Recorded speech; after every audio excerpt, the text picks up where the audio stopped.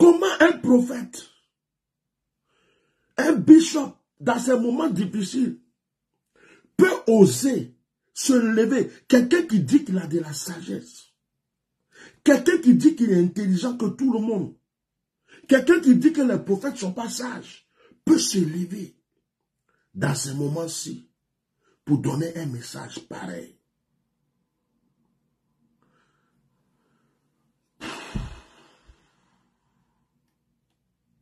Ça fait mal.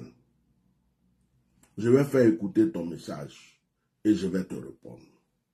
Père éternel, Dieu tout-puissant, Dieu d'Abraham, d'Isaac et d'Israël. On enlève la prière. On brûlera sur toi les prêtres des hauts lieux qui brûlent sur toi des parfums. Et l'on brûlera sur toi des ossements d'hommes. J'arrête. Oh, excusez-moi. Excusez-moi. Brûler des parfums. Le passage qu'il est en train de lire, c'est 1 Roi chapitre 13. C'est le message que j'ai prêché hier. J'ai prêché ça 2 fois déjà dans l'histoire d'Eli Pada. C'est le message qui parle du vieux prophète qui a fait une complicité. Hier soir, j'ai prêché. Ce vieux prophète-là a fait que le jeune prophète est mort. Et c'est le même passage que Guy Vincent est en train de prendre pour le traduire autrement et pour le prêcher autrement. Le passage que j'ai prêché hier, là-dessus. Voilà. Il cria par la parole de l'Éternel. 1 Roi chapitre 13. Voilà ça. Voilà. Ainsi parle l'Éternel. Voilà. Vous me donnerez la moitié. Voilà. Écoutez. Dit, il rentre dans le temple, il voit le roi Jéroboam en train de brûler les parfums. Écoutez. Hein. Or, Jéroboam est roi, certes, mais il n'est pas sacrificateur. Voilà. Aujourd'hui, à l'ère d'aujourd'hui, nous sommes sacrificateurs et rois, grâce à Jésus-Christ. Mais à cette époque, soit tu as l'onction royale, soit tu as l'onction de la sacrificature. Et lui, Jéroboam, qui n'était pas mandaté à présenter les offrandes, à brûler le parfum. Écoutez, hein, je vais vous répondre. Dans le lieu très saint, dans le haut lieu, se permettait de faire cela. Et bien plus, il recrutait qui voulait être prêtre à venir brûler les parfums avec lui.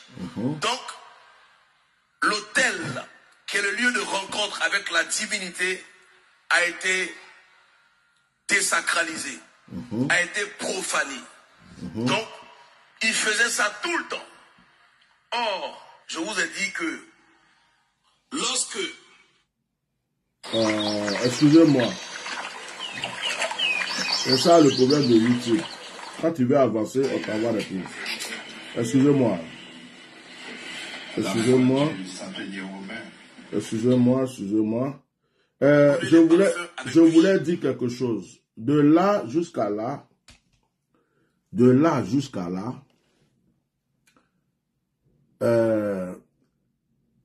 il est en train de dire,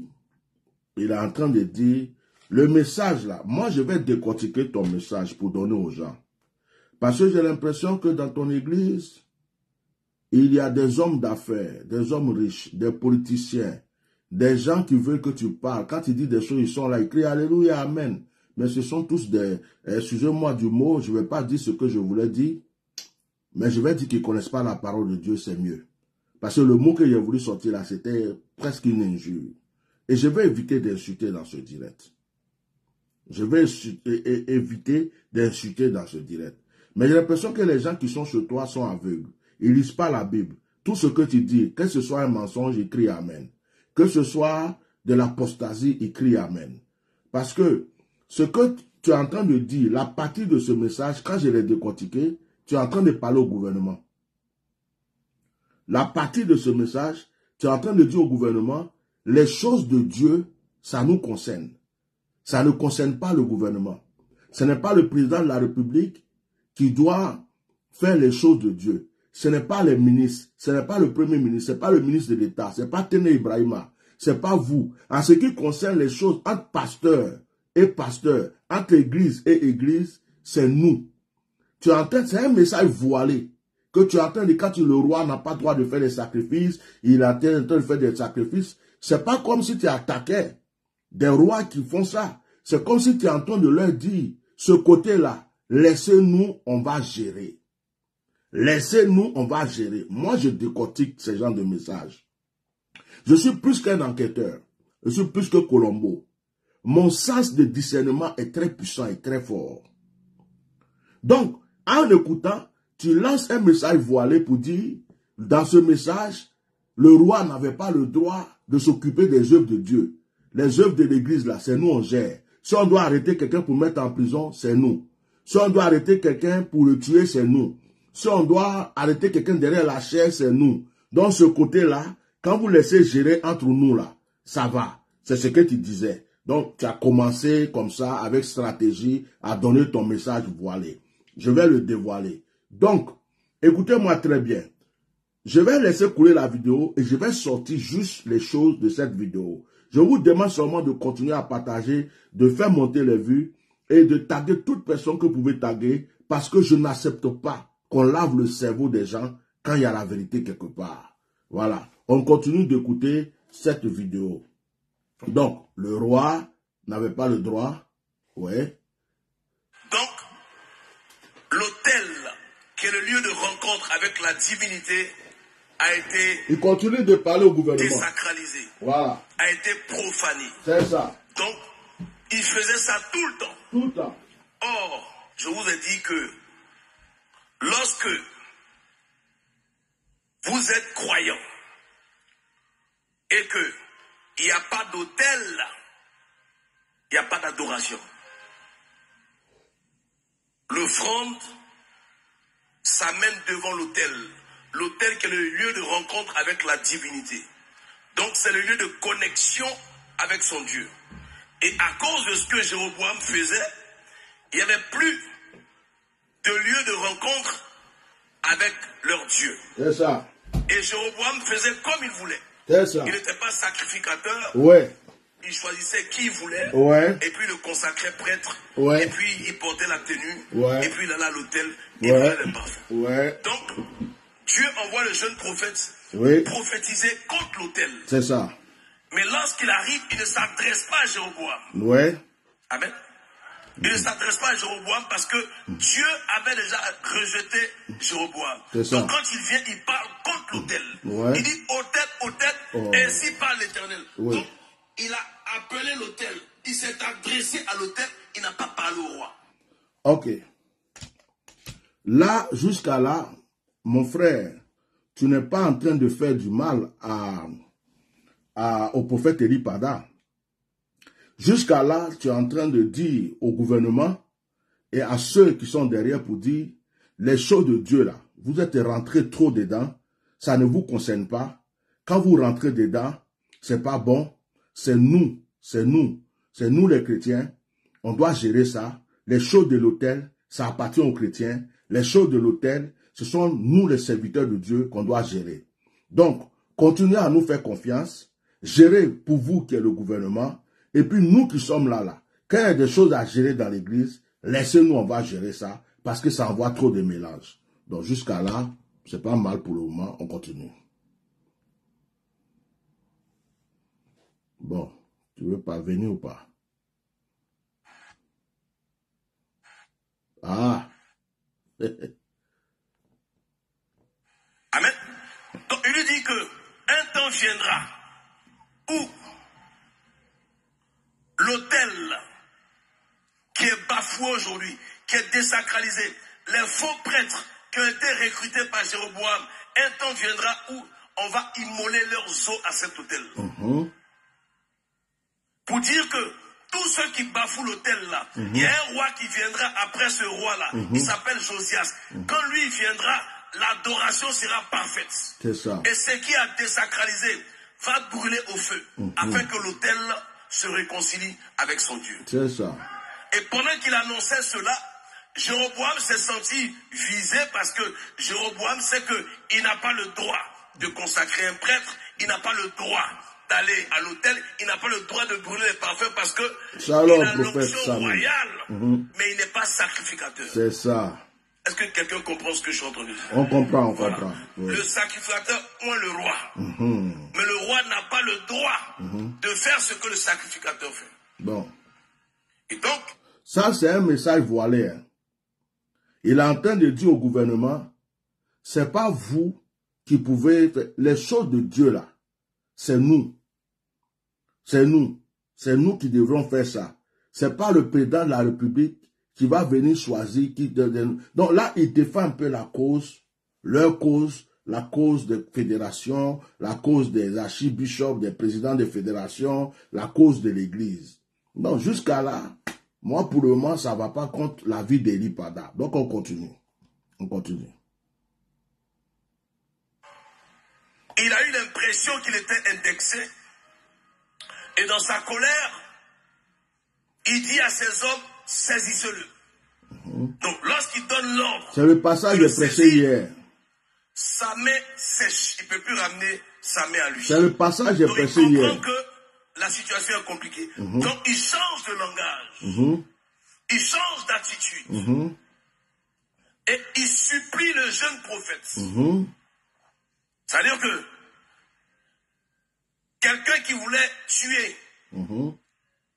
dès que sa main a séché, son langage a changé. C'est ça. Et il dit au jeune prophète, il dit, implore ton Dieu, afin que je puisse ramener ma main à moi. Donc, c'était la preuve qu'il n'adorait pas le même Dieu. Cette partie me fait penser à notre frère, le prophète Eli Pada. Et je me pose la question, est-ce que les autorités qui l'ont arrêté ne sont pas en train de lui, après l'avoir maltraité ou après l'avoir traumatisé, lui demander pardon pour dire, s'il te plaît, prie Dieu pour nous. Fais ce que tu peux faire pour qu'on soit réélu en 2025. Prie Dieu pour nous. Fais de sorte que les prophéties que tu as données se renversent. Est-ce que cette partie ne vous fait pas penser ça? Et j'ai l'impression que mon frère Guy Vincent, en prêchant ça, tu as une petite colère contre les autorités et que tu es en train de leur dire, on dirait que vous voulez changer. Vous avez pris le jeune là. Au début, on s'est entendu qu'il faut l'éliminer. Nous, on va avancer. C'est nous qui devons décider des choses de l'Église. Maintenant que vous avez entre ses mains, les gens se sont levés, on dirait que vous êtes en train de croire qu'il est prophète et vous êtes en train de chercher à traiter avec lui. Vous êtes en train de chercher un truc. Parce que le roi a changé de langage. Selon ce qu'on est en train d'entendre ici, le roi a changé de langage. Est-ce que les autorités qui détiennent notre frère sont en train de changer de langage? Que Dieu même soit témoin. J'ai dit, je suis l'inspecteur Colombo du Saint-Esprit. J'ai un discernement profond. Quand tu es abeille et que tu viens comme moustique, je te reconnais. Quand tu es un lion et que tu viens comme tu es un chat, je vais te retrouver. Donc moi, les trucs voilés là, je les dévoile très calmement. Donc on continue.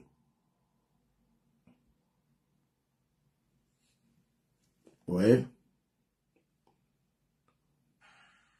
Il est roi d'Israël. C'est Dieu qui l'a établi. Et il dit à l'homme de Dieu, implore ton Dieu afin qu'il me guérisse. Donc lui aussi, il implore Dieu et Dieu le guérit. Amen. Le roi se sentant redevable vis-à-vis du jeune homme qui voulait tuer il y a 5 minutes.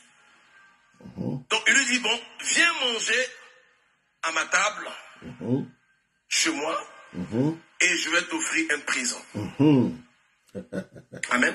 Est-ce qu'on est en train de faire des propositions à Eli Pada? Même si tu m'offrais la moitié de ta maison, je n'irai pas manger chez toi. L'histoire que j'ai prêchée hier, c'est la même qu'elle a. Est-ce que ça ressemble à l'histoire d'Eli Pada?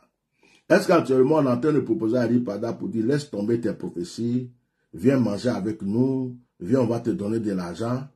Est-ce que ça vous énerve, ça énerve certaines personnes qui sont là, qui mangeaient avant, pour dire, de la manière on a voulu éliminer le petit, là, on dirait que c'est lui maintenant, ils veulent prendre comme leur conseiller, comme ceci, cela.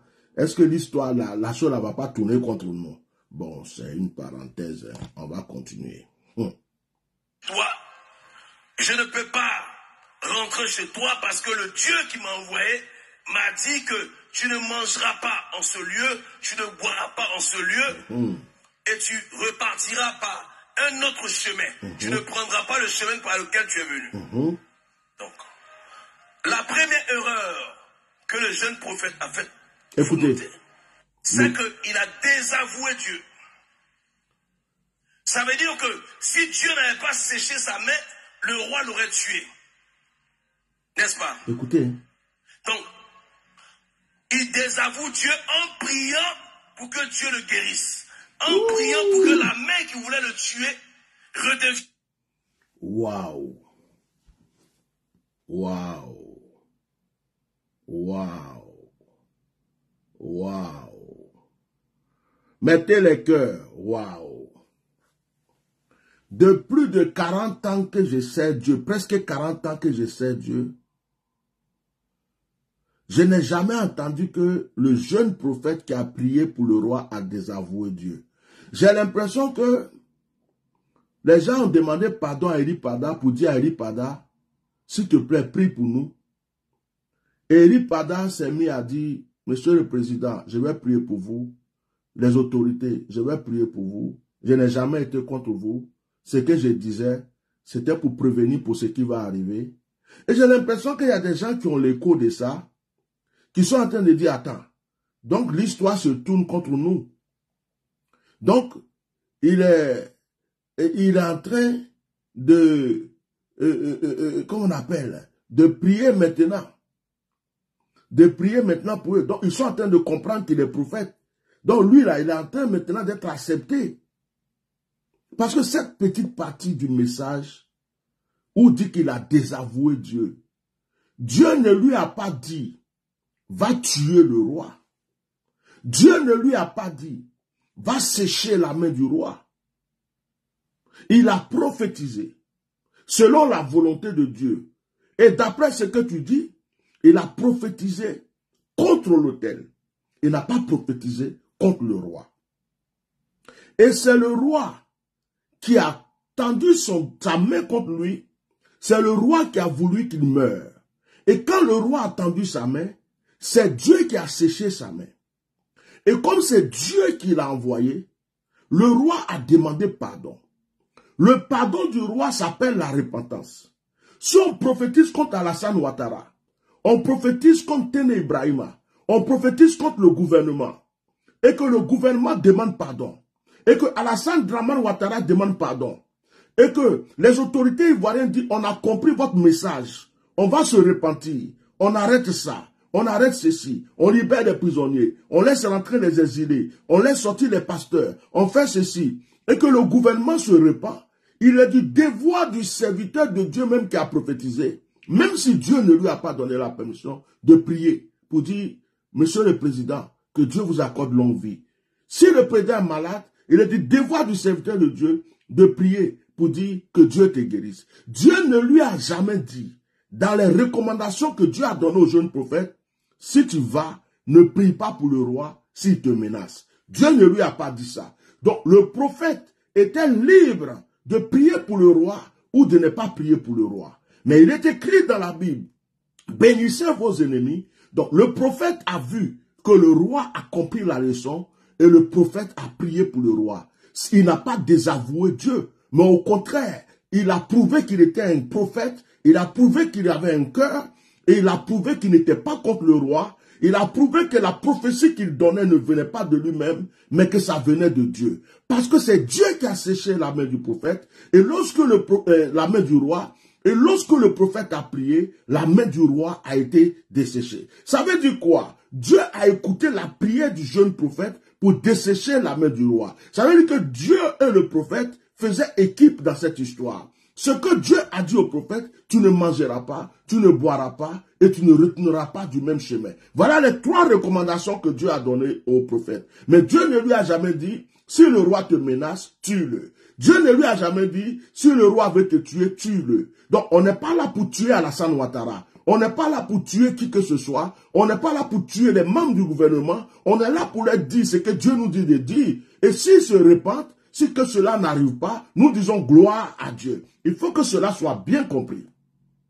Donc, si Eri Pada en ce moment est en train de prier pour les membres du gouvernement, si Eri Pada en ce moment et en pourparler avec eux pour les aider à voir quel chemin ils doivent prendre. Si Eli Pada est devenu un conseiller pour eux en ce moment, que ça ne dérange personne et qu'on ne prenne pas la Bible pour nous dire que un prophète qui a prié pour le roi qui a la main séchée est truc. Si Alassane Ouattara est malade, que Eli Pada est en train de prier pour sa guérison, Eli Pada est dans la volonté de Dieu. Mais c'est le même Eli Pada à qui Dieu a révélé qu'il aura la guerre, qu'il aura des problèmes. Il n'est pas contre la volonté de Dieu. Je veux que cela soit bien compris. On ne traduit pas la Bible d'une intelligence charnelle. On traduit la Bible sous l'inspiration de la parole de Dieu. C'est pourquoi je dis dans ce direct, je vais prendre ton message pour t'expliquer que ce que tu prêches n'est pas biblique. Et que tu vas dans tes propres pensées et que tu enseignes tes pensées aux gens. Et les gens écoutent tes pensées et disent Amen, Alléluia. Mais ce n'est pas la Bible.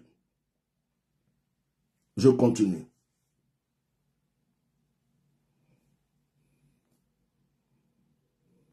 Normal. Or, Dieu l'a protégé parce que Dieu a promis dans sa parole, il dit ne touchez pas à mes oints et à mes prophètes. Donc Dieu le protège. Il désavoue le Dieu qui le protège. Ça, c'est la première erreur. Donc, une erreur engendre une autre. Le roi s'est senti redevable. Donc, il veut maintenant l'inviter à manger chez lui. Et lui offrir un présent. Par reconnaissance ou pour dire merci. Et la deuxième erreur, c'est que il va dire au roi que même si tu m'offrais la moitié de ta maison, je n'entrerai pas chez toi, je ne mangerai pas chez toi, je ne boirai pas chez toi, parce que celui qui m'a envoyé m'a dit de ne ni manger ni boire. Ce qui a précipité la mort du jeune prophète, c'est qu'il a confondu la prophétie avec la confidence. La prophétie était qu'il ne devait pas...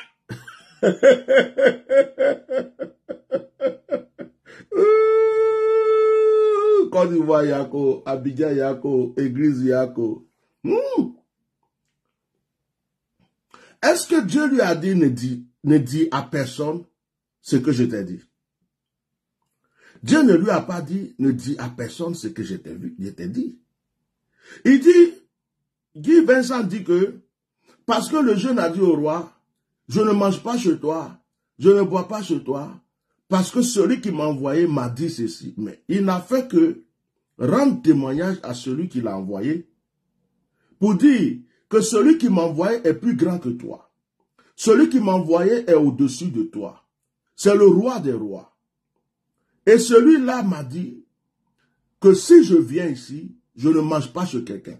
Et la partie qui me plaît, il dit, parce que le roi a dit, et le jeune dit au roi, même si tu me donnes la moitié de ton royaume, mais c'est normal. Ce n'est pas un matérialiste, il ne voulait pas la moitié du royaume du roi.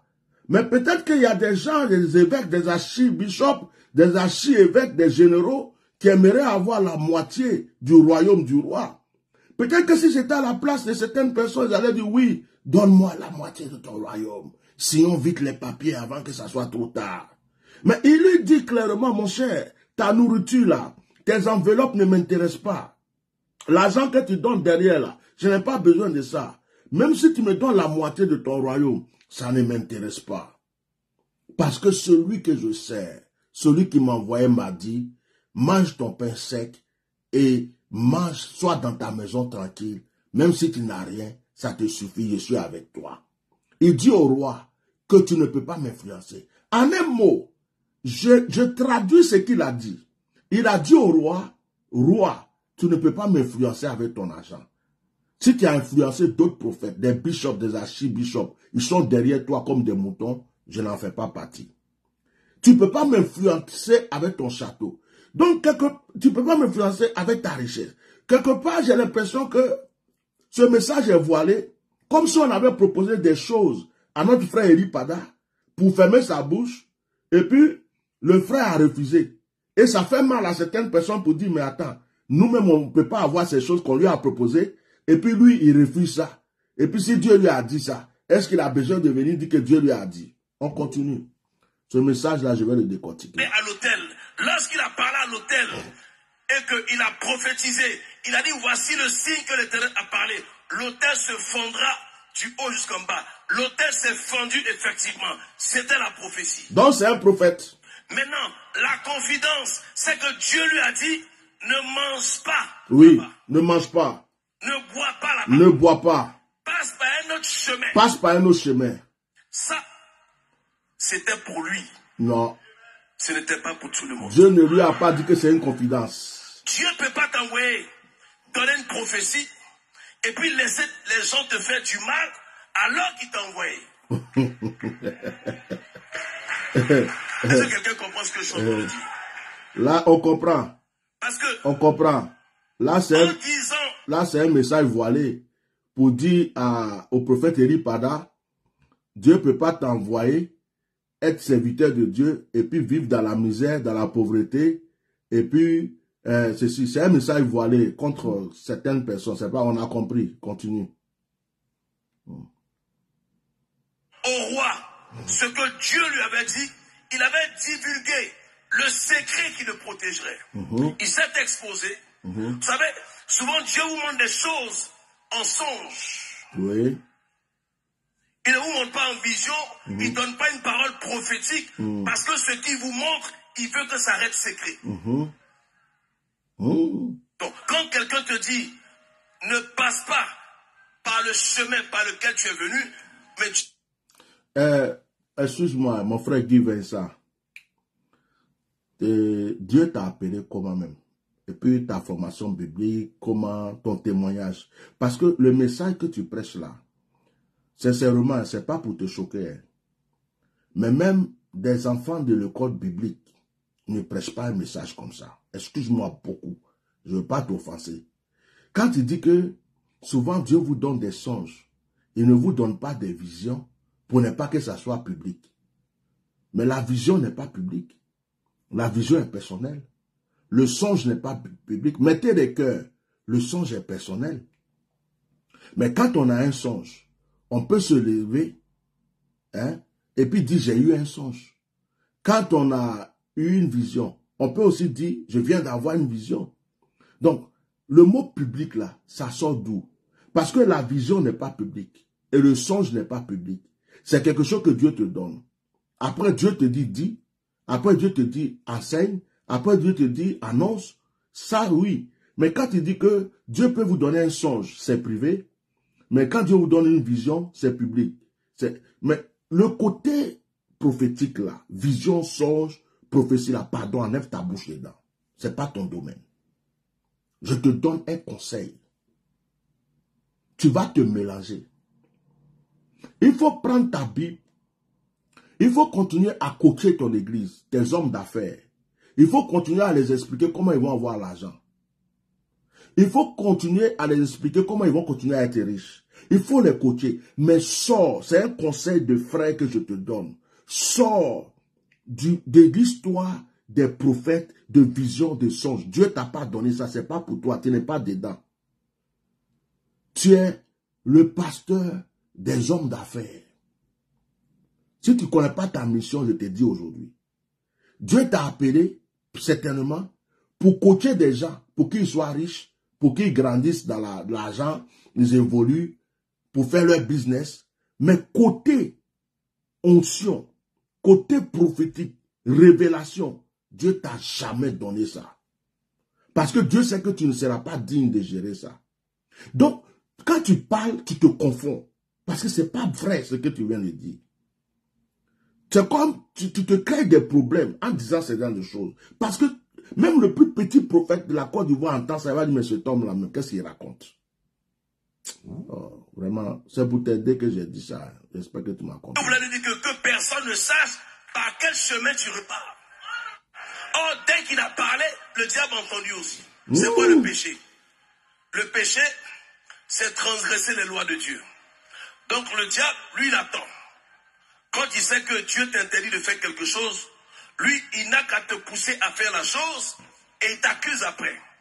Et comme c'est un procédurier et qu'il sait comment ça fonctionne, quand il réclame justice, Dieu est obligé de faire justice. Voici comment ça fonctionne. Donc le diable a entendu qu'il a dit que Dieu a dit de ne pas manger dans ce lieu, de ne pas boire, parce que Dieu a voué ce lieu par interdit. Ok. D'accord? Oui. Donc il refuse de manger et il prend un chemin et il repart. Et il y avait les fils du prophète en ce lieu. Et vous remarquerez que le vieux prophète n'a pas été à la cérémonie. Parce que c'était un prophète de Dieu et il savait que les gens n'adoraient pas Dieu en ce lieu. Donc Dieu n'a pas permis qu'il soit là-bas. Il était chez lui. Ça, c'est la première des choses. Quand ils arrivent, ils racontent à leur père ce qui s'est... Oh my God.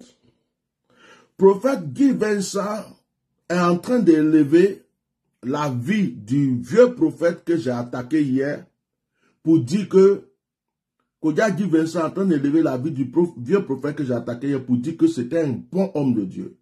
Hier, j'ai attaqué la vie de cet homme en disant que c'était la fédération, c'était les faux pasteurs, c'était les pasteurs qui ont vendu leur âme, les pasteurs. Maintenant, tu dis qu'il était chez lui, il ne s'est pas rendu à la cérémonie parce qu'il était un vrai homme de Dieu, donc il était n'importe quoi. J'ai dit n'importe quoi. C'est le premier gros mot peut-être que je vais dire dans mon direct, c'est du n'importe quoi.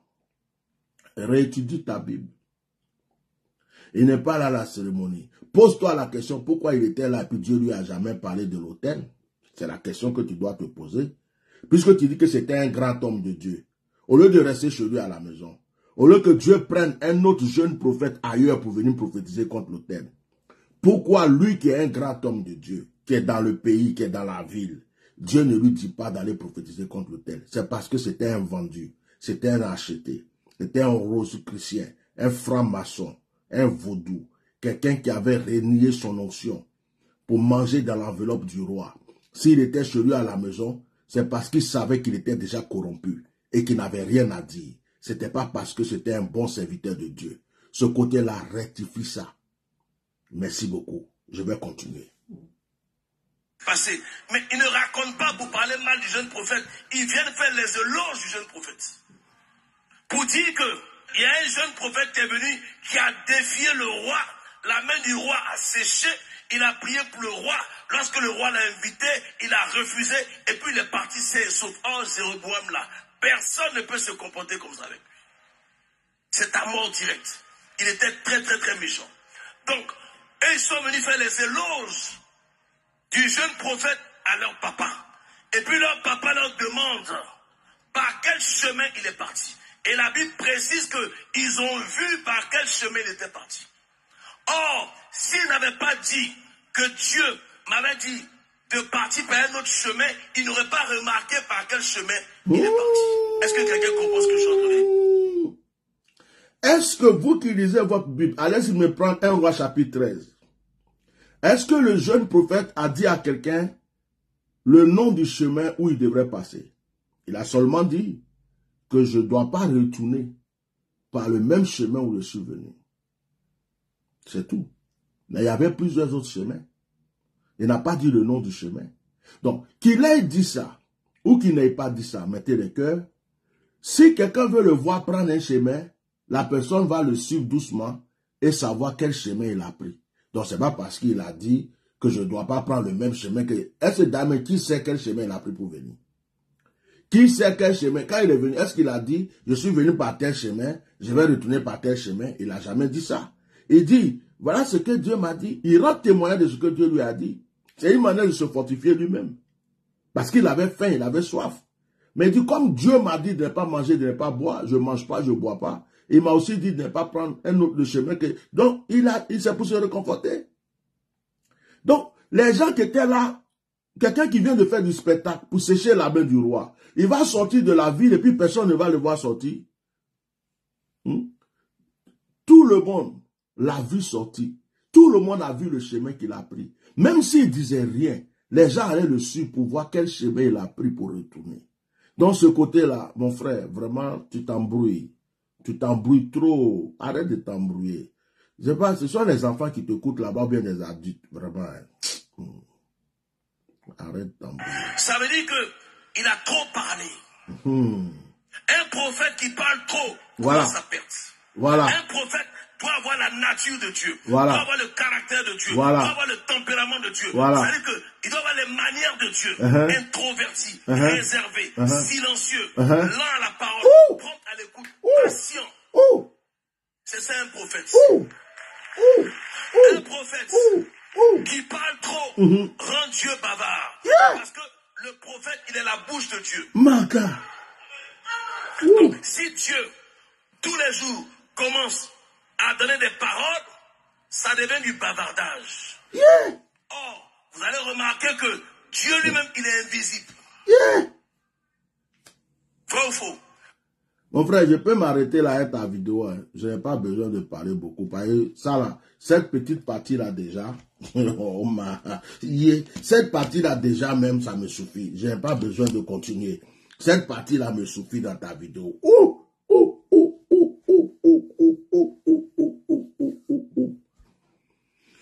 Un prophète qui bavarde trop, Dieu est silencieux, Dieu est calme, Dieu est ceci. Un prophète qui parle trop, un prophète doit donner prophétie avec sagesse.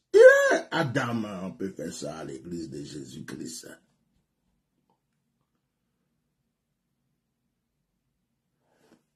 Moïse a parlé beaucoup. On va laisser Moïse là où il est. Élie a bavardé beaucoup. Bon, on va me dire, mais ça c'était l'Ancien Testament. Bon, on va citer les noms, Jérémie, Ézéchiel, tout ça.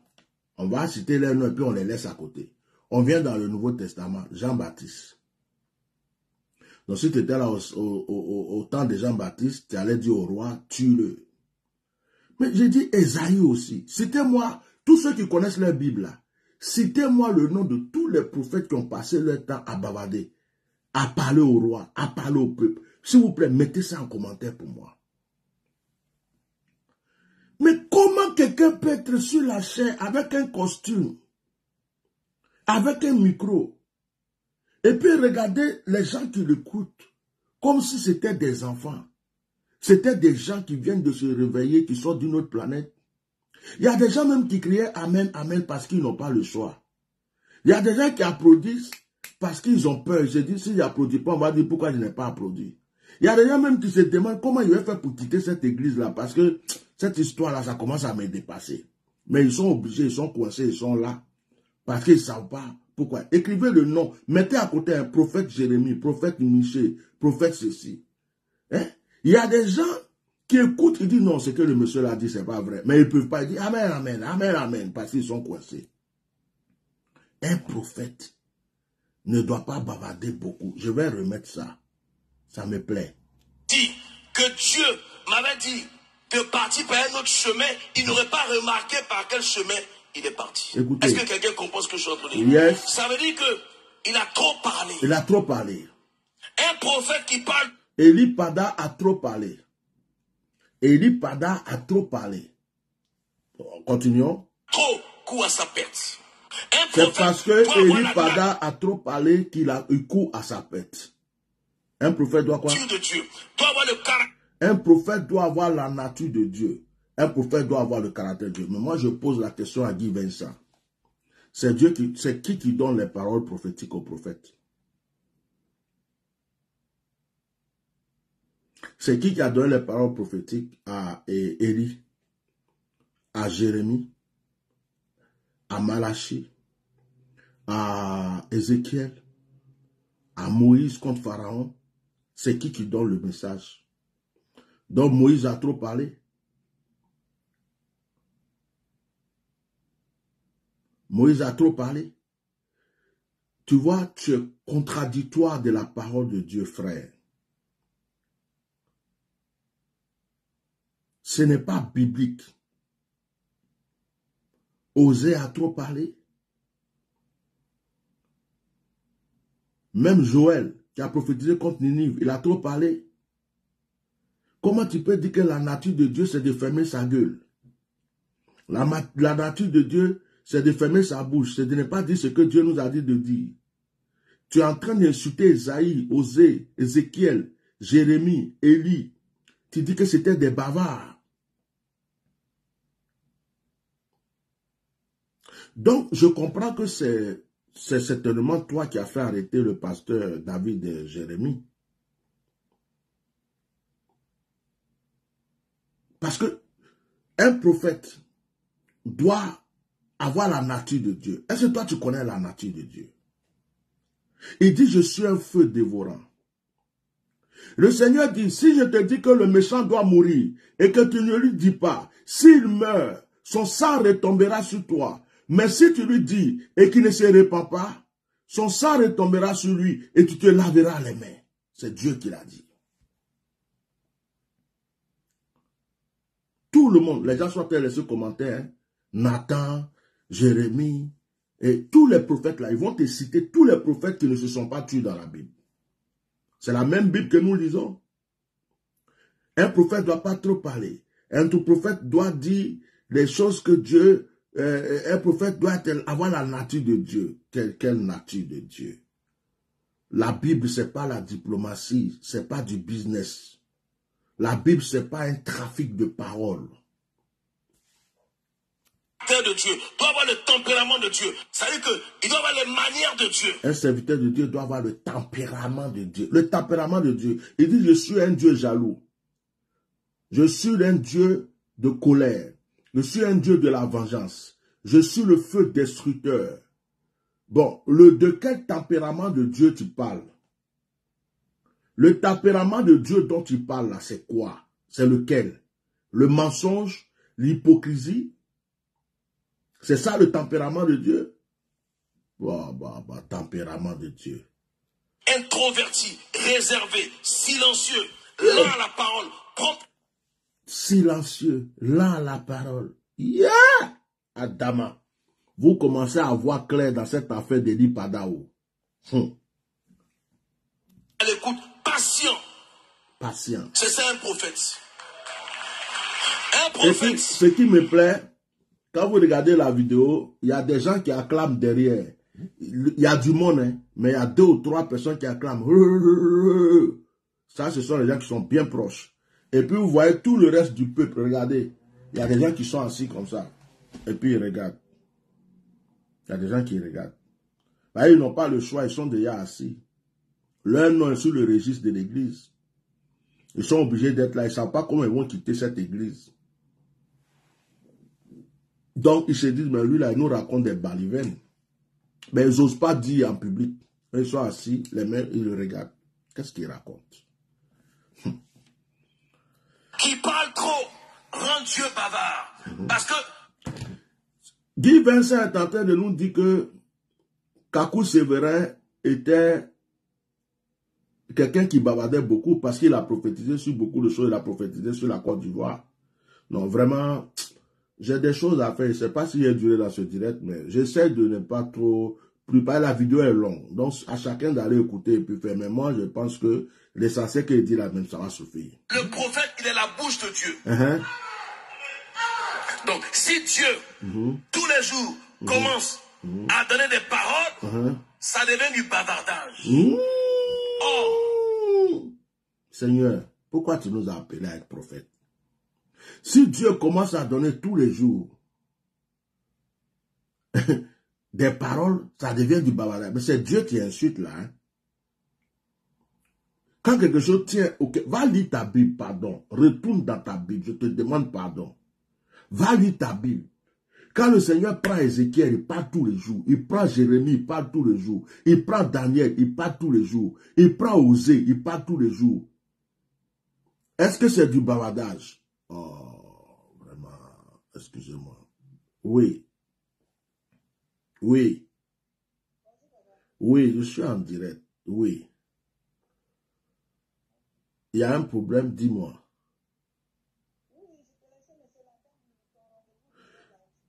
Je ne l'ai pas appelé. Dis à cette femme que je suis en direct. Elle a un rendez-vous à 14h. Ce n'est pas la fin du monde. S'il te plaît, ma fille. Oui, ce n'est pas grave. On va la reprogrammer aujourd'hui. Je ne peux pas être à la fois partout. Tu t'excuses auprès d'elle et tu lui dis que quand je finis, je rappelle. Elle a qu'à te donner l'heure à laquelle je peux rappeler. Mais là, je suis en direct, s'il te plaît. Merci. Vous allez remarquer que Dieu lui-même, il est invisible. Vrai ou faux? Donc, c'est pas un Dieu. Vous allez remarquer que Dieu lui-même, il est invisible. Donc Dieu est parti se cacher. Il est invisible parce qu'il ne veut pas se faire voir, il veut être silencieux. Il ne veut pas que tout le monde le voie, tout le monde l'entende. Eh, mon frère, vraiment, ta manière de traduire la Bible, c'est un peu différent de la Bible elle-même. Qui aime se faire voir, c'est pour ça qu'il est invisible. Yeah. Et il ne parle pas trop. Il parle lorsque c'est nécessaire. Donc, quand tu es le porte-parole de Dieu, tu parles quand Dieu parle. Mais Dieu peut te faire des confidences, mais ce n'est pas pour que tu le dises. C'est ce que les gens confondent. Parce non, quand Dieu te dit quelque chose que Dieu te dit, dis, tu dis. Quand Dieu te dit quelque chose que Dieu ne te dit, ça, tu le gardes pour toi, tu le gardes pour toi. Tu n'es pas prophète. Dans ce côté-là, je te donne encore le conseil. S'il te plaît, il faut la fermer. Sors du milieu de prophète. Tu ne peux pas enseigner sur le prophétique. Tu es un coach de ceux qui viennent chez toi pour savoir comment ils vont évoluer pour avoir l'argent, faire des business, rentrer dans des mafias, dans des trucs. Je ne sais pas comment je vais t'expliquer ça. Tu n'es pas prophète. Tu ne peux pas parler du prophétique. Tu ne sais même pas ce que tu es. Tu n'as jamais prophétisé dans ta vie. Tu n'auras jamais une vision comme nous. Tu ne verras jamais ce que Dieu nous montre. Donc, tu ne peux jamais parler comme un prophète. Donc, ce côté-là, tu n'as pas d'enseignement à donner à quelqu'un. Reste dans ton domaine. Ça serait mieux, s'il te plaît. Lorsque quelqu'un passe sur Internet pour dire que Dieu m'a dit, Dieu t'a dit, mais est-ce qu'il t'a dit de dire? Oui, oui, Dieu m'a dit. C'est parce que Dieu lui a dit, va dire, qu'il est venu dire, et puis il y a un qui crie derrière, ah ouais! Il y a un qui est possédé derrière, il dit, ah ouais! C'est parce que Dieu lui a dit, va dire qu'il a dit. Si Dieu lui avait dit, ne dis pas, il n'allait pas dire. Il y a beaucoup de choses que Dieu nous dit, qu'il ne nous dit pas. Mais qu'il ne nous dit pas d'aller dire. Il y a des choses que Dieu nous dit, ça c'est pour toi, on regarde. Mais ce que Dieu dit, va dire là, on dit, même si ça te fait mal. C'est ça la nuance. La nuance. Et c'est l'erreur que beaucoup de jeunes prophètes font. Jeunes prophètes. La Bible dit que Dieu ne fait rien sans le révéler à ses serviteurs le prophète. Il n'a pas dit à son serviteur. En matière de jeunes prophètes là, déjà je vais t'arrêter. Moi qui suis assis là, je ne suis même pas ton petit frère, je ne connais pas ton âge, mais tu n'es pas mon supérieur. 2. Quand je prêchais l'évangile, tu étais encore en train de chanter Anyanya Zigei. Quand je prêchais, je guérissais les malades, je chassais les fous, j'opérais les miracles. Tu étais en train de chanter Anyanya Zigei.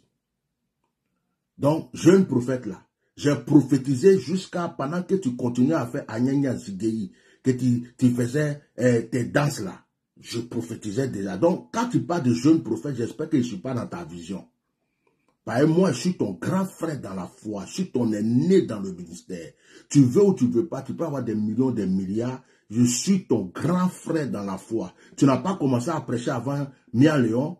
Tu n'as pas commencé à prêcher avant Sidney Yobwe. Tu n'as pas commencé à prêcher avant pasteur Kwame Félix. Tu n'as pas commencé à prêcher avant Guy Vince, comme on appelle Papa John Robert. Tu n'as pas commencé à prêcher avant Ayo Paul. Tu n'as pas commencé à prêcher avant Kakou Séverin.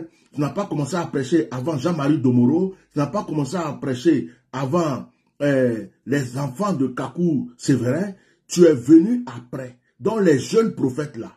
Toi, j'ai entendu parler de toi quand il y avait Gbagbo Laurent, il y avait Simon Gbagbo. On m'a dit Guy Vincent s'est converti, il est devenu pasteur.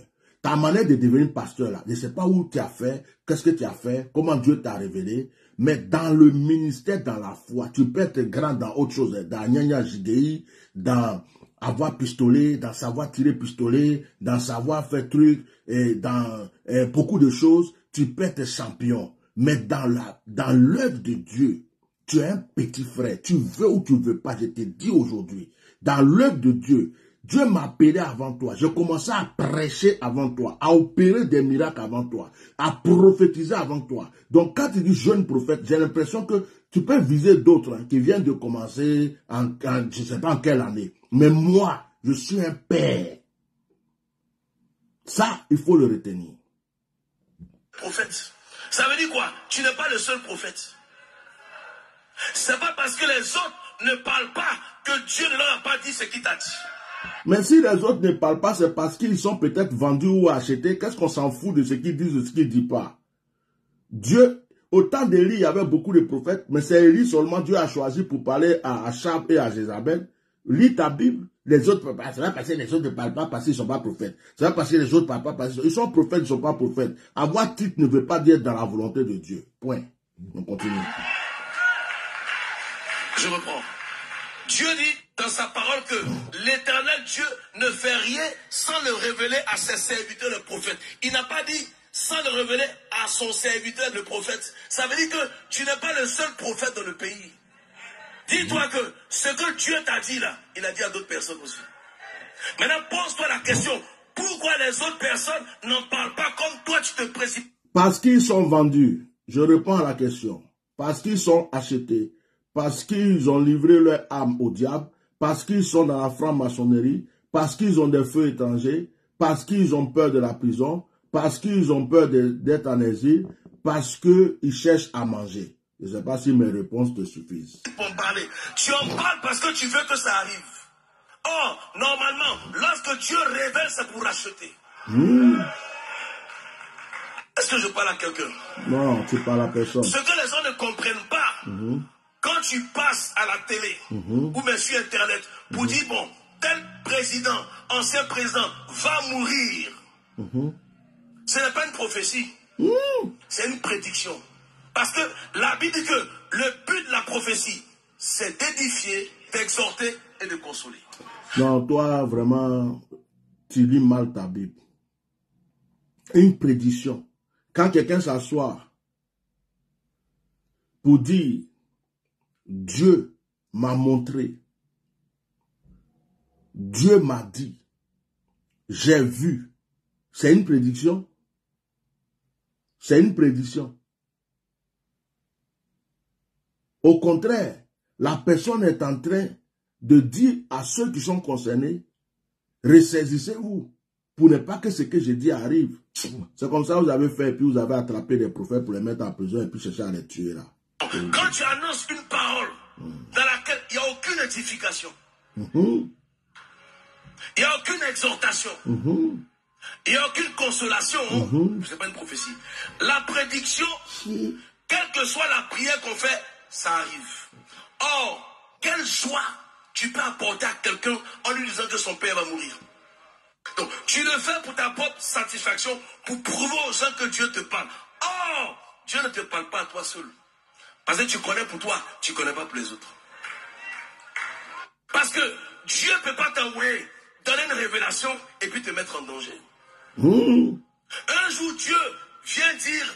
Dieu ne peut pas t'envoyer, donner une révélation et te mettre en danger. Bon, le frère Guy Vincent lit pas sa Bible. Ézéchiel a donné révélation, il était en danger. Beaucoup de prophètes. Mais je vais m'arrêter à Élie seulement parce que c'est lui que beaucoup de gens connaissent. Élie a donné révélation. Élie était en danger. Il a été obligé de fuir pour être nourri par les corbeaux et la veuve. Donc, quand tu dis que quand Dieu t'envoie dire quelque chose, Dieu ne peut pas t'envoyer donner une prophétie et puis être en danger. Tu contredis la parole de Dieu. Même tes fidèles qui sont chez toi, s'ils lisent la Bible, ils savent que là, ce n'est pas biblique ce que tu dis. Kakou Severa a donné des révélations. Il a été en danger. Il a été même obligé d'être convoqué par les francs-maçons parce qu'il a donné une révélation sur les francs-maçons. Ou la Rose-Croix. Il a été convoqué, il est parti en justice. Donc, tu ne peux pas dire que quand Dieu te dit de révéler quelque chose, Dieu ne peut pas te dire de révéler quelque chose et puis tu vas être en danger. Mais ça, c'est vraiment c'est pas la parole de Dieu. Parce que tous les prophètes, bon, et Jean-Baptiste qui a dit des choses contre Hérode, lui aussi, Jésus a dit que c'était le plus grand des prophètes. Donc toi, tu vas nous dire quoi? C'était le plus petit des prophètes, il n'a pas été sage. C'est ça que tu veux nous dire? Vraiment, il y a trop de contradictions. À Samuel, il dit, Saül que tu as consacré là, je l'ai rejeté. Samuel a commencé à plaider. Il dit, arrête de plaider pour lui. J'ai déjà rejeté. Et lorsque Dieu te rejette, il ne parle plus avec toi. Il dit, va dans la maison d'Isaïe. Il y a quelqu'un que j'ai choisi là-bas. qui va remplacer Saül, un homme selon mon cœur. Vous savez ce que Samuel lui a dit? Samuel lui a dit, mais si Saül apprend que je vais dans la maison d'Isaïe, il me tuera. C'est lui qui a consacré Saül. Mais il savait que Saül était assez puissant pour le tuer, quand bien même il était le prophète qu'il avait établi. Qu'est-ce que Dieu va lui dire? Dieu ne lui a pas dit, non, va, je vais parler à Saül. Il dit, va dire à la maison d'Isaïe que tu viens offrir un sacrifice à l'Éternel.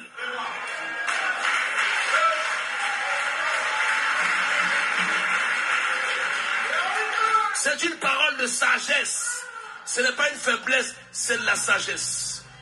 Donc, vous comprenez pourquoi les frères de David ne se sont pas prosternés devant lui après qu'il ait reçu l'onction, parce que ses frères ne savaient pas qu'on avait un roi. Il dit, je viens offrir un sacrifice. Donc, il vient dire au Père que parmi tes enfants, il y a un que je vais offrir à Dieu. Pour ne pas qu'on aille dire un vrai prophète. Mais en même temps, la Bible dit qu'il lui mentait. Donc, je veux dire, pas parce que nous on ne prophétise pas tous les jours qu'on n'est pas prophète. Un jour, Nathan va trouver. Bon, écoutez, je vais m'arrêter là. C'est-à-dire qu'il s'est montré plus gentil que Dieu. Samuel. Je vais m'arrêter là parce que cette vidéo, elle est longue. Je voulais m'arrêter là parce que je ne vais pas mettre toute la vidéo de... Je vais m'arrêter là. Celui qui veut la vidéo est sur YouTube. Hein. Je ne vais pas faire la publicité de cette vidéo. C'est marqué Archevêque Kodia. Pourquoi le jeune prophète est-il mort? Je parle de cette vidéo. Pourquoi? Parce que hier, j'ai fait un message, ça fait plusieurs fois. Mettez vos cœurs, partagez le direct. Ça fait 2 fois que je prêche sur ce passage concernant le combat de notre frère Eli Pada. Je n'ai jamais osé attaquer Guy Vincent parce que je me dis que tu ne peux pas te lever comme ça, aller attaquer quelqu'un. C'est comme ça pour dire oui, pourquoi tu es comme ça, pourquoi tu es ceci. Pour l'arrestation de pasteur Jérémie Kofi Aimé, j'ai trouvé que c'était un peu louche, ces déclarations en disant qu'il avait porté plainte contre lui et que sa manière de parler, c'est comme s'il était fier que le pasteur Jérémie soit attrapé et est en prison. Je n'ai pas osé parler. Je me dis, bon, Dieu va faire son travail. Mais aujourd'hui, il s'agit de la disparition d'un prophète que nous aimons, qui est entre la vie et la mort. Ce qui m'étonne, je ne vois pas Guy Vincent, qui a été établi en Côte d'Ivoire par certaines personnes, comme le père ou le président des évêques, en train de défendre la cause et la vie d'un frère qui est entre la vie et la mort. Je le vois plutôt venir faire un message comme s'il est en train de prendre le couteau et piquer dans la plaie. Comme s'il est en train de dire à Eli Pada, tu n'as pas été sage. Il fallait te rejoindre à nous. Nous aussi, on a des révélations. Nous aussi, on voit des choses. Mais si on ne dit pas, c'est parce que on a des stratégies. Il y a une manière de parler. Comme s'il disait au prophète Eli Pada, quand tu reçois les révélations, il fallait venir me voir. Toi et puis moi, on va se rendre au palais. Et puis je vais donner les révélations au roi. Je vais lui dire, voilà ce qu'on a vu. Le roi nous donne des enveloppes. Toi, tu as ta part. Moi, j'ai ma part. Mais tu n'as pas fait ça. Tu as commencé à prophétiser. Chaque jour, tu prophétises. Est-ce que c'est toi seul qui es prophète dans le pays? Tu es là, tu veux gâter nos business. Tu veux gâter nos églises. Tu veux que tout le monde ait les yeux sur toi. On t'entend parler tous les jours. J'ai l'impression que c'est une manière de venir dire, nous savons qu'il a arrêté, mais on s'en fout. On n'est pas avec lui. Ce n'est pas avec nous qu'il prophétisait. Il n'était pas dans notre camp. Il a fait camp à part. Ce qui lui arrive là, c'est son problème. Je voulais dire à mon frère Guy Vincent,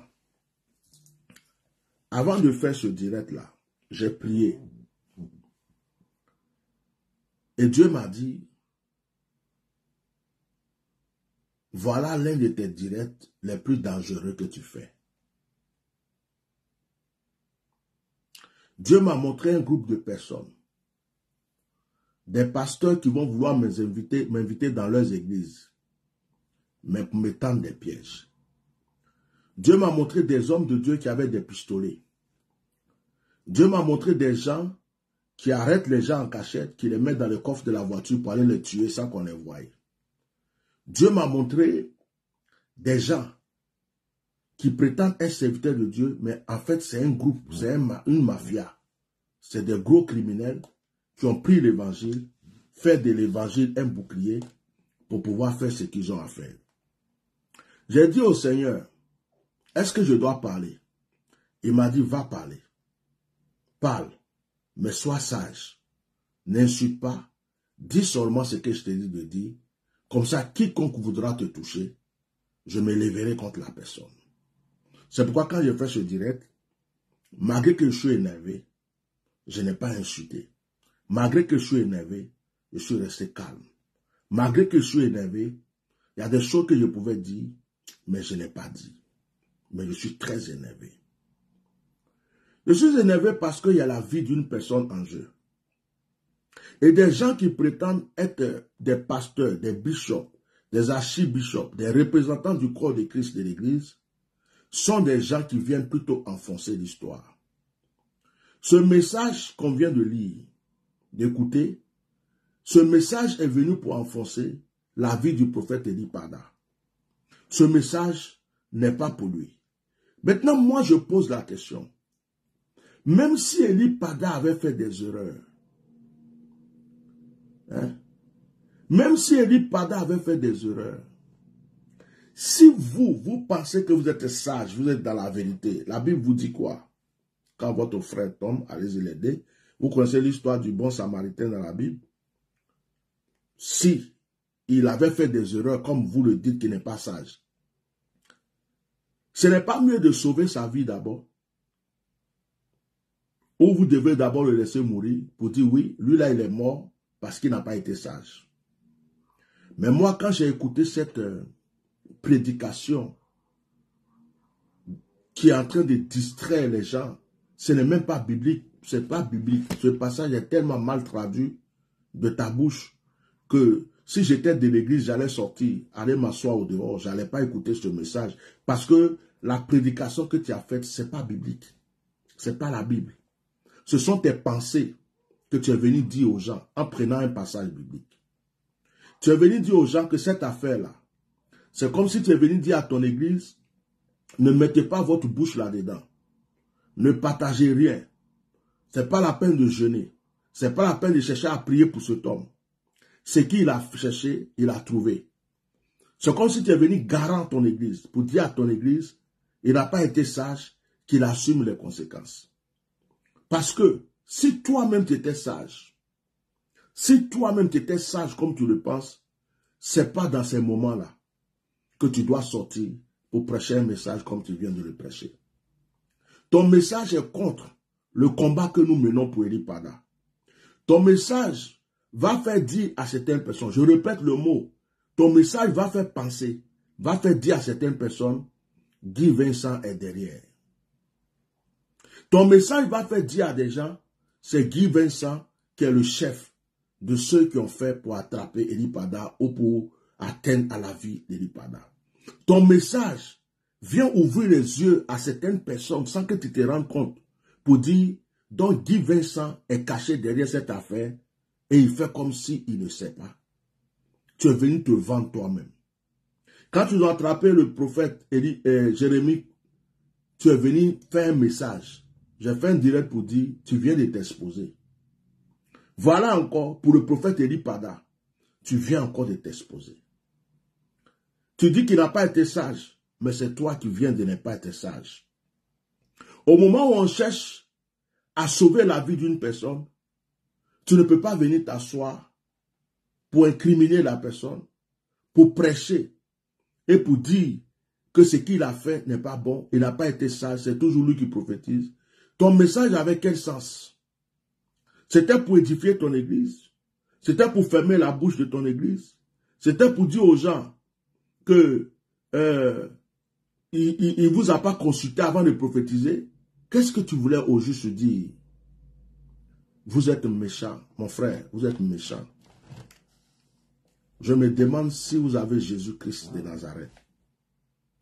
Mon frère, je vais te dire une chose. J'enlève mes lunettes. Je n'ai pas reçu des millions et des milliards de maman Simon Gbagbo ou de président Gbagbo Laurent. Je ne suis pas riche. Je ne suis pas milliardaire comme toi peut-être. Je n'ai pas des gens que je peux payer, des loubas, des brouteurs, ou des gens que je peux payer, puis ils peuvent aller même enlever quelqu'un, tuer quelqu'un. Je n'ai pas de pistolet, de port d'armes, un pistolet dans ma voiture, un derrière moi dans ma veste quand je prêche. Je n'ai pas toutes ces choses. Mais j'ai Jésus-Christ de Nazareth.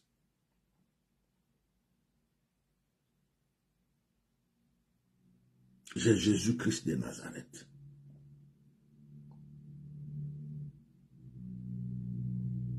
Et au point où je te parle aujourd'hui là, je vais te dire une chose.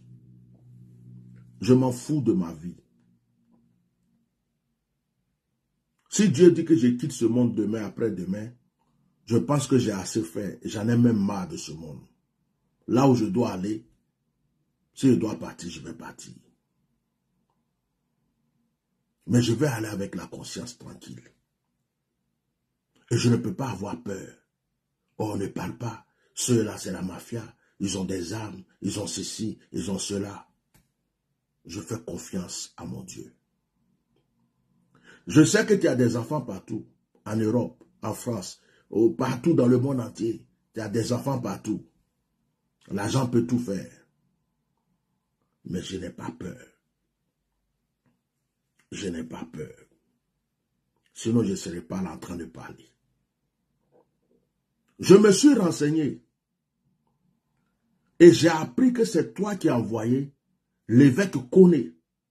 Le dimanche là. L'évêque Koné qu'on est en train d'insulter, qu'on est en train de dire que c'est un envoyé du diable. C'est toi qui l'as appelé pour lui dire de venir prier dans l'église du prophète Eli Pada. C'est toi qui l'as envoyé en mission. Donc, si on attaque l'évêque Koné, ça veut dire que c'est toi qu'on attaque. Si on insulte l'évêque Koné, ça veut dire que c'est toi qu'on insulte. Puisque c'est toi qui l'as appelé, et c'est toi qui lui as dit, va dans l'église là, va fermer la bouche à tout le monde. Et que c'est toi qui lui as dit, c'est ton porte-parole, c'est ton ami, c'est toi qui l'as mandaté. Apparemment, son église était brûlée, c'est toi qui lui as donné 10 millions pour rétablir son église. C'est comme si c'est ton fils spirituel, c'est toi qui l'envoies. C'est toi qui l'as envoyé ce jour-là. C'est dommage. Jésus-Christ, ce n'est pas du business. Jésus-Christ là, ce n'est pas du business. Ce n'est pas du business. Tu viens de te dévoiler par cette prédication. Tu viens de dire, je ne sais pas qui t'a conseillé ça, de venir t'asseoir, t'arrêter aux yeux du monde entier pour dire, le prophète là n'a pas été sage. Le prophète là ne devrait pas ouvrir sa bouche. Le prophète là ne devrait pas faire ceci. Il devrait venir nous consulter d'abord.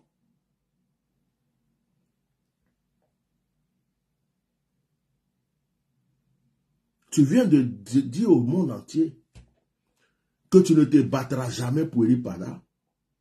Tu viens de dire au monde entier que tu es content que Eli Pada soit arrêté. Tu viens de dire au monde entier que ce qui lui arrive est bien fait pour lui. Tu viens de dire au monde entier que tu conseilles au gouvernement de ne pas traiter avec lui. Tu viens de dire au monde entier. Tu viens de prouver au monde entier. Tu viens même faire penser à certaines personnes que tu es derrière cette affaire. Et que tu es au courant de ce qui se passe. Et que Eli Pada vous dérangeait. Les prophéties d'Eli Pada vous dérangeaient. Ses prédications vous dérangeaient. Ses révélations vous dérangeaient. Et que tu viens de prouver que, effectivement, quand les gens disent qu'il y a une mafia chrétienne à Abidjan, effectivement que ça arrive, ça existe. Tu nous dis que Dieu est calme, Dieu ne parle pas, mais tu ne lis pas ta Bible, frère. Tu ne lis pas ta Bible. C'est la vie d'une personne qui est en danger. Moi, je vais te dire l'une de mes dernières paroles pour arrêter mon direct. Quel que soit tout ce qui va arriver à Elipada, vous allez payer. Ton église dans laquelle tu es et puis tu as la force de prêcher va se vider. Écris la date de ma prophétie. Écris. Tu dis que c'est une prédiction, non? Il faut écrire. Cette histoire d'Elipada va vous faire tomber. Cette histoire d'Elipada, vous avez touché à la mauvaise personne. Ça va ouvrir les yeux de tous les Ivoiriens qui cherchent vraiment Dieu. Vos églises vont se vider. Vos comptes bancaires vont se vider. Vous allez tomber. On parlera de vous comme des anciens hommes de Dieu ou des gens qui étaient dans l'église. Mais vous ne bénéficierez pas du réveil. Si ce régime, ce pouvoir tombe, vous tomberez. Et avant même qu'il tombe, vous êtes déjà tombé. Frère, physiquement, je t'apprécie beaucoup. Mais dans l'œuvre de Dieu, quand il s'agit de l'œuvre de Dieu, il y a des choses que je n'accepte pas. Cette histoire d'Elipada, va dévoiler tous les faux serviteurs de Dieu en Côte d'Ivoire. Cette histoire d'Elipada va créer le réveil spirituel. Les yeux des chrétiens vont s'ouvrir. Les gens vont se révolter dans la foi. Il y a des vrais chrétiens dans ton église. Ils vont quitter ton église. Je te le dis, hein. Actuellement, vous êtes tous effrayés. Même moi, vous voulez fermer ma bouche. Vous m'attaquez, vous attaquez ma page, vous faites spirituellement, vous faites physiquement. Vous envoyez des brouteurs, m'envoyez des messages pour dire qu'ils veulent développer ma page partout pour que je puisse accepter des liens. Et puis les gens vont bloquer ma page, vont faire des trucs. Je vous vois, vos pièges. Je vois aussi les réunions mystiques qui sont faites contre moi. Je vois tout ce que les gens font actuellement contre moi. Mais je fais confiance en Dieu. Le Seigneur m'a dit, même si je n'ai plus le temps de prier, je suis protégé. Je fais confiance à Dieu.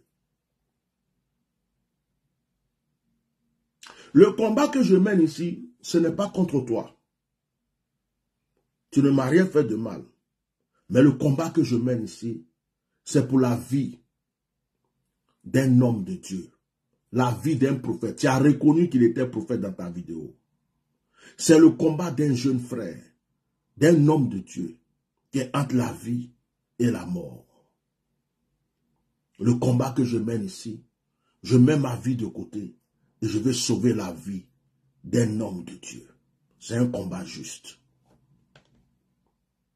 Le temps d'avoir peur de vos menaces, de vos pistolets, des pasteurs qui ont des ports d'âme, vous comptez sur la puissance de Dieu. Pourquoi vous avez des ports d'âme? Des pasteurs qui ont des protocoles armés. Des pasteurs qui font des règlements de compte, qui peuvent prendre quelqu'un, ils ne sont pas contents de le mettre dans le coffre de voiture et puis ça vont le frayer ou bien le buter ou bien faire quoi que ce soit. Il y en a plein dans le pays. Des pasteurs qui comptent sur leur argent pour payer quelqu'un, pour aller attaquer quelqu'un, pour aller agresser quelqu'un. Il y en a plein dans le pays. Si tu m'écoutes bien, je n'ai pas dit que c'est toi. Parce que demain, tu vas dire que j'ai dit que c'est contre toi. Mais je dis des pasteurs. Quand je dis, je parle des gens. Je ne sais pas si tu vas te sentir concerné. Mais on n'a plus peur. Personne n'a peur. Personne n'a peur. C'est fini. La peur a disparu. Nous sommes arrivés au niveau où le réveil spirituel doit naître. Ce qui m'étonne, écoutez-moi, je vais vous donner un signe. Chez moi aujourd'hui, il faisait très chaud. Je voulais même sortir aller chercher ma fille à vélo. Et là, quand j'ai commencé ce direct, il a commencé à pleuvoir. Or, la pluie est mon signe. il pleut chez moi, très fort.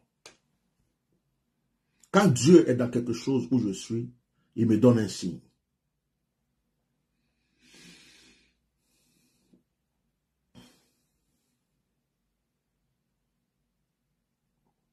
Vous êtes en train de vous dévoiler.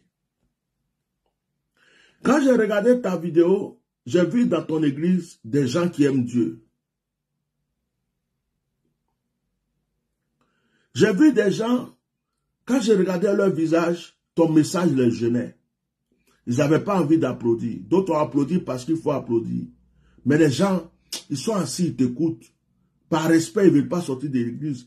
Par quelque chose qui les lie, ils sont là. Mais beaucoup de personnes de ton église sont en train de se poser des questions en ce moment. C'est pourquoi l'histoire d'Eli Pada va vous dévoiler un à un. On ne peut pas être de Dieu et puis applaudir la mort d'un frère en Christ ou d'un prophète. Ce n'est pas possible. Quelle que soit l'erreur de cette personne, quel que soit le péché de cette personne, on ne peut pas être de Dieu et puis souhaiter, même si Eli Pada avait fait des erreurs les plus terribles de ce monde, on ne peut pas être de Dieu et puis souhaiter sa mort, aimer son emprisonnement et puis être content de ce qui lui arrive. Celui qui a cette attitude est un serviteur du diable.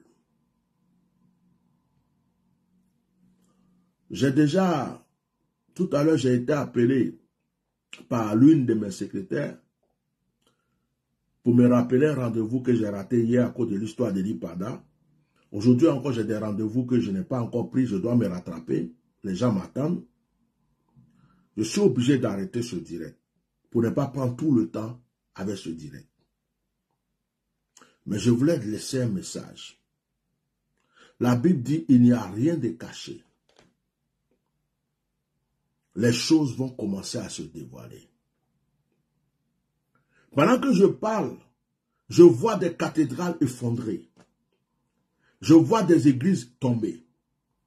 Je vois des bishops, des archibishops en train de pleurer parce qu'ils avaient compté sur leur argent. Je vois d'autres qui vont en exil pour changer leur vie. Ils ne servent plus Dieu, ils cherchent à faire du business.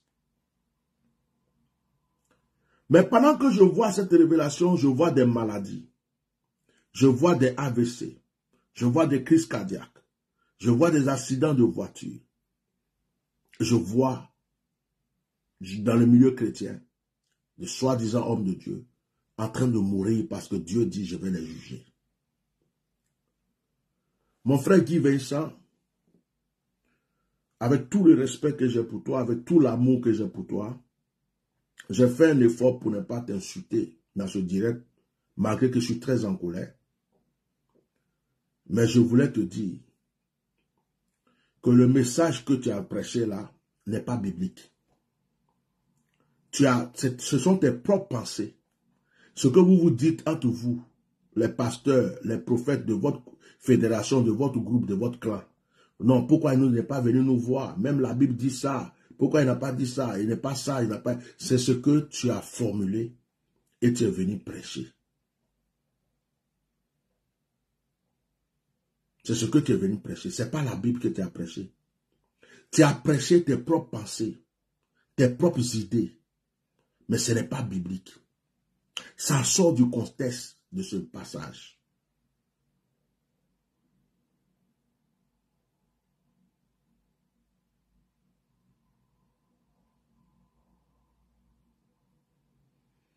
Donc, tu nous confirmes que vous savez où est le prophète Eli Pada. Tu nous confirmes que vous savez que sa vie est en danger. Tu nous confirmes que vous êtes au courant de tout ce qui se passe. Tu nous confirmes qu'il y a des ouins de Dieu, une mafia chrétienne qui est derrière tous ces problèmes.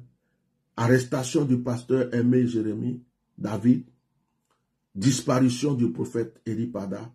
Tu viens de nous confirmer qu'il y a des gens qui sont derrière, qui prétendent servir Christ et qui sont derrière tout ça. Je laisse les Ivoiriens juger. je laisse les chrétiens faire leur propre jugement. Je ne vais pas t'indexer et te juger pour dire oui, c'est toi, c'est ceci. Je laisse chacun. Et je prie Dieu d'ouvrir les yeux à partir de maintenant, d'accorder le discernement à tous les chrétiens du monde entier de la Côte d'Ivoire pour reconnaître les vrais pasteurs, les vrais serviteurs de Dieu et les faux. Il ne s'agit pas de parler de bagues, de ceci. On a dépassé ça. On les reconnaîtra par leurs fruits. Et le fruit que tu viens de nous montrer est le fruit d'un complice.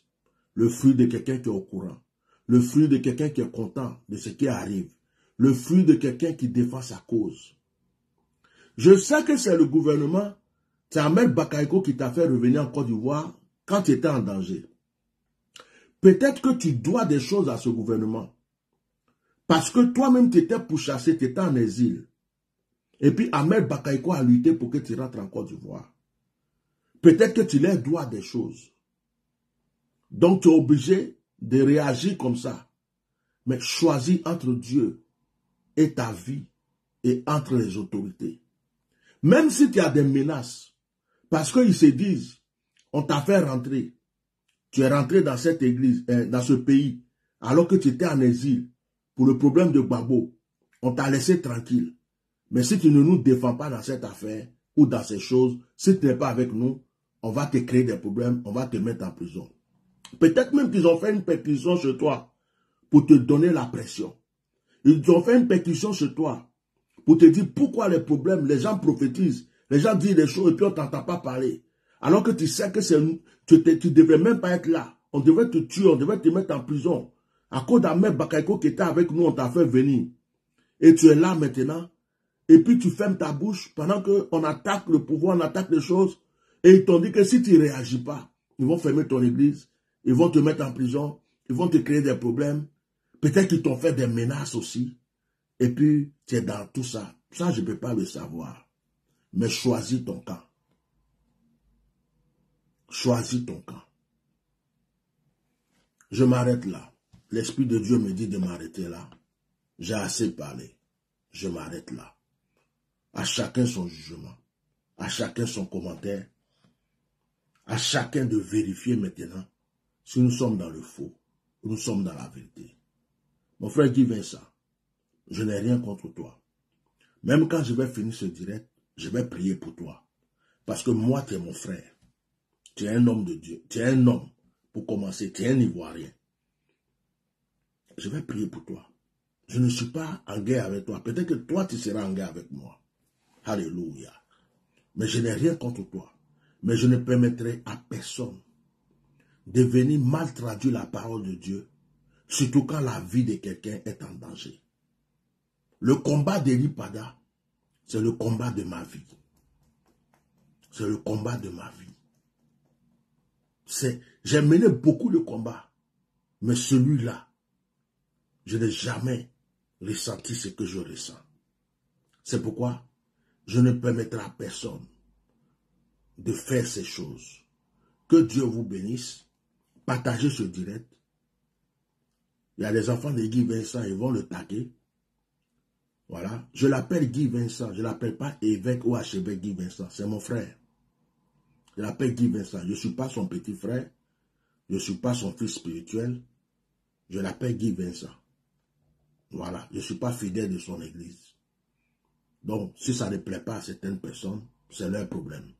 Je n'ai pas des millions, des milliards, des châteaux, des voitures, tout ce que vous voulez. Mais je sais que j'ai.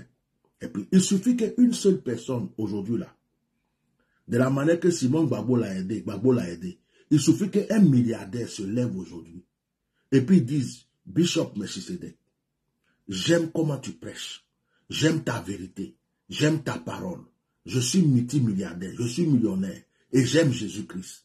Voici, je te donne ça, je te soutiens, fais tes programmes, construis ton église, fais tes camps de prière, voilà les milliards, voilà les millions.